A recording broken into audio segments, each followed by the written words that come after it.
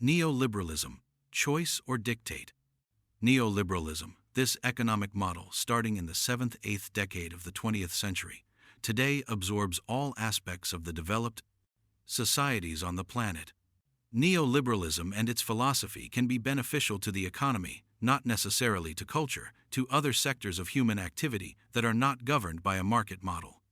The question we ask ourselves is, if it is good to have, for example, a market culture, a market education, a market art, a market music, a market ethics, a market religion. It is an obvious fact that the engine of any society is the economy, but we cannot subordinate all areas of human culture to a free market mentality. An argument against this fact is the ephemeral quality of the economic stock market, valid now and here, stock exchange type, or price from one day to another, from one week to another. Culture is what is perennial in human values and humanism, and there is also continuity and tradition. Beside the economy, in a society, a major role is played by the ethics of human communities, which must not be confused with economic market ethics. Another important role is the spiritual culture of a human society. Those values of good, beauty, and truth that do not subside to economic values do not have a price. They operate at another coordinates of moral, aesthetic, rational construction, and human dignity. But the moral, the aesthetic, the rational do not progress along with the man and his times, you might ask. Human dignity does not acquire new meanings in new times. We will ask ourselves, what does neoliberalism propose? A flexible, open model that can be optimized on the go, starting from economics to other spheres. The question is, what would these other spheres be, and whether the open model lends itself to the ethical, to the religious, to the values of peaceful coexistence.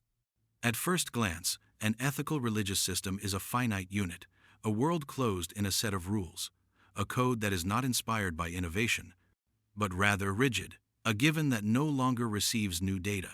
Any flexibility of this code endangers its stability, the oracular meaning. An indisputable fact is that we are dealing with different ethics at different historical temps, and diachronically, we have flexibility on a moral and/or religious level as well. We are talking about the Christian morality, on which all the ethics of the West are built even in the modern era. Postmodernism alters this ethics, deconstructivism tears it apart and examines it in a new light. Thus we have today progressive Christianity, which reevaluates tradition. It is a post-liberal theological movement that has its followers, but also its critics. Naturally, a more roomy and flexible Christian model is offered than the traditional one.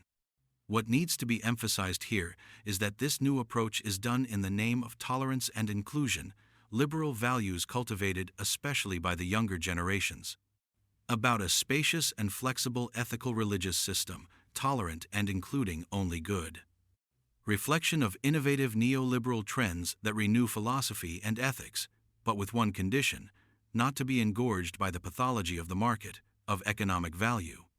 A neoliberalism of ethical values can and must encourage a constructive, positive, progressive morality, but not mercantile, therefore hollowed out by the values of humanism. The question remains, if we make a choice regarding cultural neoliberalism, or is it automatic, it comes together with the economic one.